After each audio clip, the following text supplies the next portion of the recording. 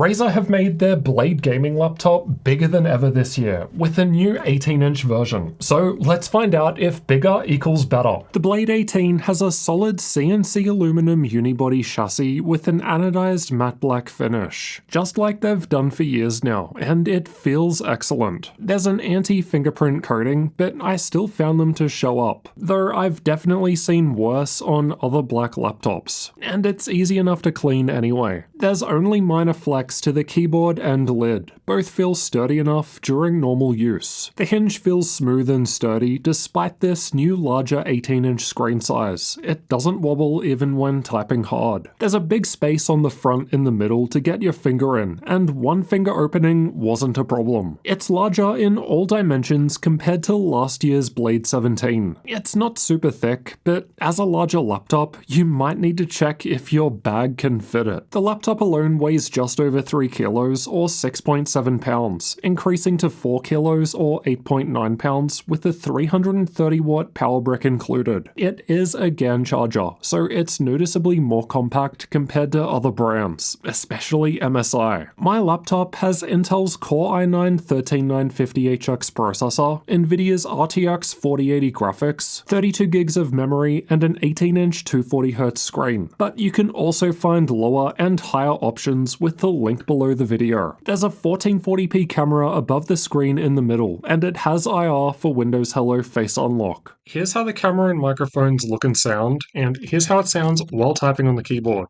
The keyboard has customizable per-key RGB backlighting, and all keys and secondary functions get lit up. Key brightness gets fairly bright, and can be adjusted between 15 different levels with the F10 and F11 shortcut keys. There's plenty more customization available through the Razer Synapse software, and you can also change the effect of the green Razer logo on the lid between static, breathing, or off. The power button is right next to delete and backspace. A quick accidental press doesn't do anything, but it will go to sleep if you hold it for just a little longer. Typing on the keyboard was fine, but it's not my favorite as I prefer deeper key presses with a more tactile feel.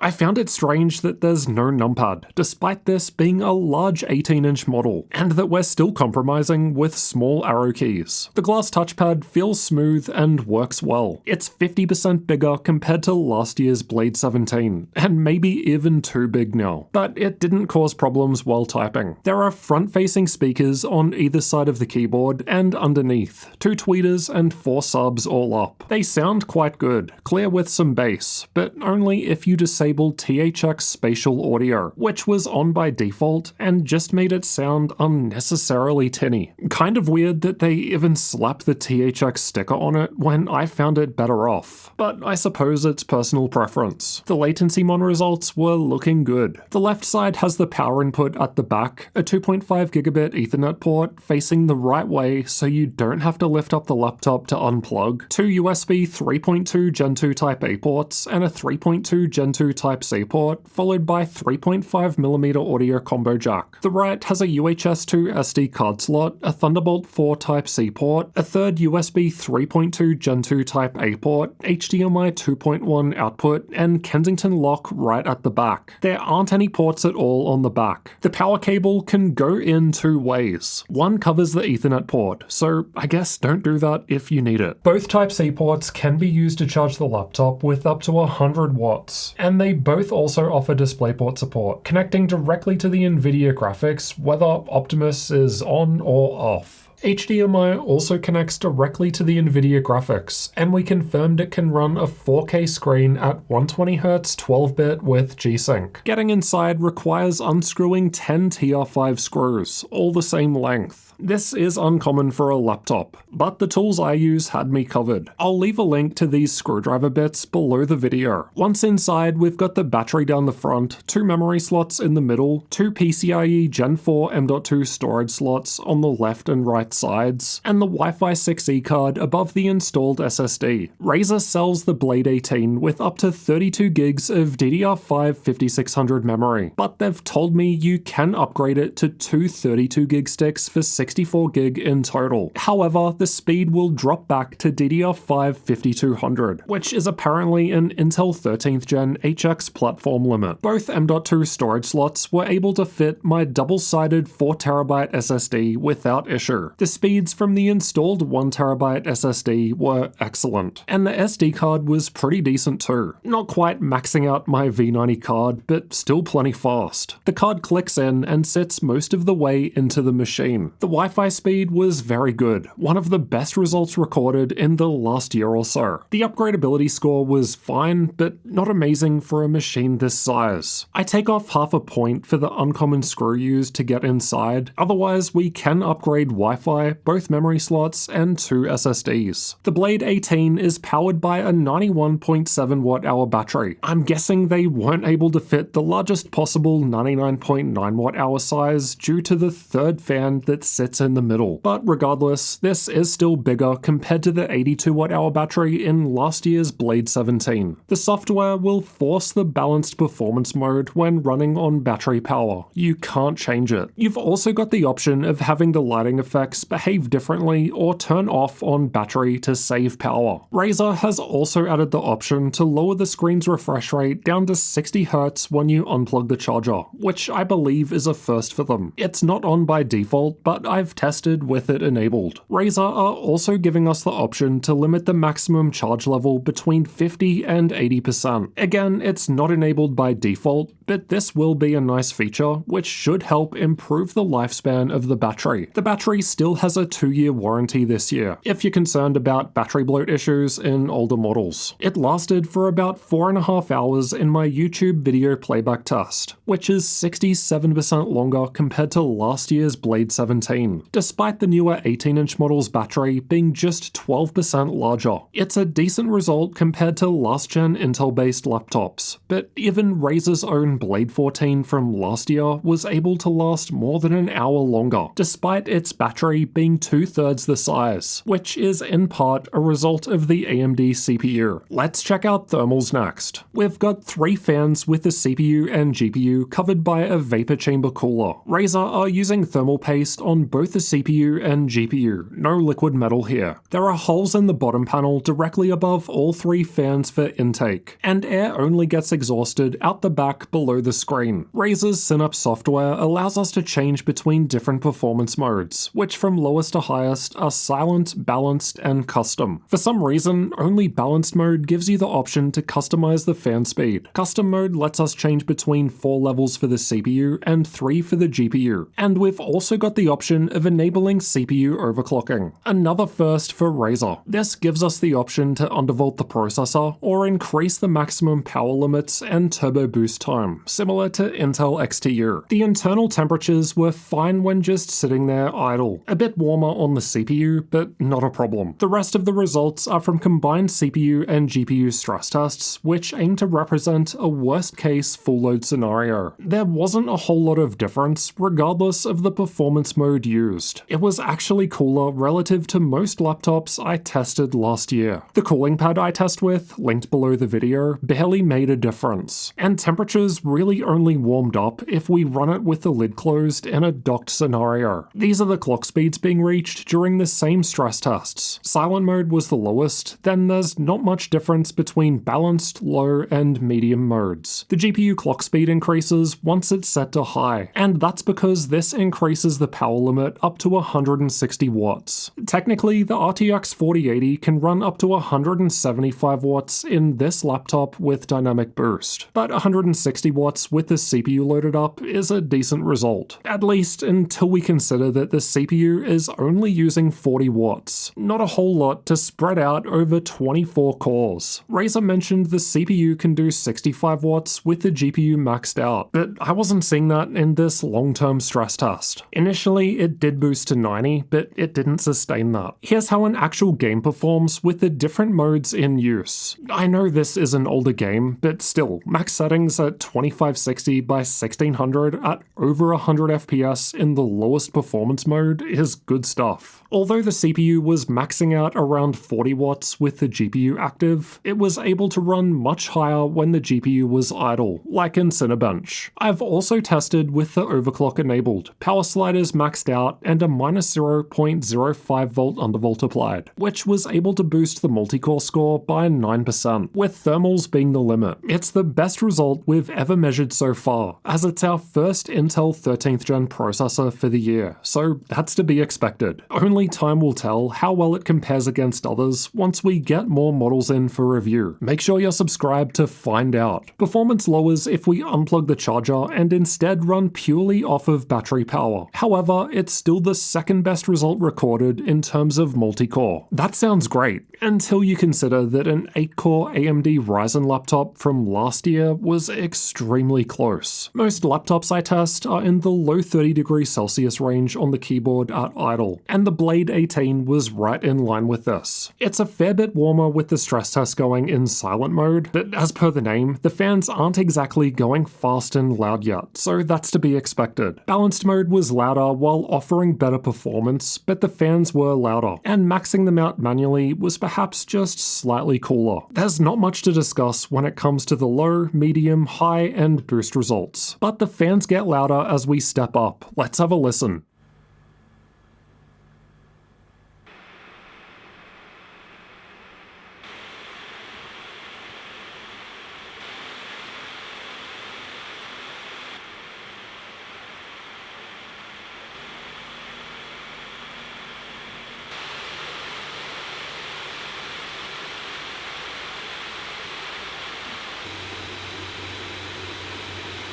The fans were still audible when idling in silent mode, but it's pretty quiet. It gets louder in the higher modes, but even maxed out, it's not as loud as many laptops I tested last year. Despite balanced mode being the only one that offers any level of fan control, setting it to maximum speed ended up quieter compared to what high mode and above was doing. Just before we get into the game testing, we need to check out this new 18-inch screen, as it's what you're going to be looking at when playing games. The first thing that I noticed was just how immersive it looks, because it's got the taller 16:10 aspect ratio, which means more pixels vertically, so you're pretty much looking at all screen. There's not much bottom chin below, and the taskbar is almost right at the bottom. The Blade 18 has advanced Optimus, so you can change between integrated and discrete graphics without rebooting. If you want the traditional mux switch, it's in the BIOS. It's also got G-Sync as long as Optimus is off. Otherwise, Adaptive Sync is available from the Intel graphics with Optimus on. Color gamut was quite good, and although the contrast I measured was a little low, it still gets quite bright at over 570 nits when maxed out, so overall it looks quite nice. Average gray-to-gray response time was excellent at 3.36 milliseconds, and most transitions were below the 4.16 millisecond refresh window for a 240Hz panel. It's a great result when compared to other laptops, only beaten by either OLED screens or the 360Hz 1080p screen found in Gigabytes or a 17X. There was some overshoot and undershoot measured, which is why it's so low. The total system latency is the amount of time between a mouse click and when a gunshot fire appears on the screen in CSGO. Despite not having the fastest screen response time, the Blade 18 with next-gen CPU and GPU were able to break the latency record in this test. Backlight bleed was fine. My lighting looked quite even, but this will vary between panels. Unfortunately, I experienced some strange flickering on the screen, seemingly at random, but only with Optimus enabled. It was fine if you change it to NVIDIA GPU only mode through the NVIDIA control panel. I've actually experienced this on 2 different Blade 18 laptops now. After the first one, Razer sent us another, which was fine for a couple of days. The flickering only began after I opened the Intel Graphics Command Center software, and it persists even after a reboot without opening the software again. I found changing the color depth through there to temporarily fix it, but it comes back. It was even happening in Linux too, though my live CD probably has even older Intel drivers. It wasn't happening in the BIOS though, which points to an Intel software issue that should be fixable with an update. I did try to manually update the Intel graphics drivers, as it's well known that Windows Update doesn't exactly provide the latest and greatest, but that didn't help with either laptop. Given I have had this same issue happen with 2 separate laptops, I can only assume that it is possible that some of you out there might experience it too. After asking about this problem, Razer provided me with the following statement. So they're working on a fix and suggest not opening the Intel Graphics Command Center software in the meantime, as that may have been what started this. Honestly, for most people, you probably don't really need to get into that software anyway. Alright, let's find out how well Razer's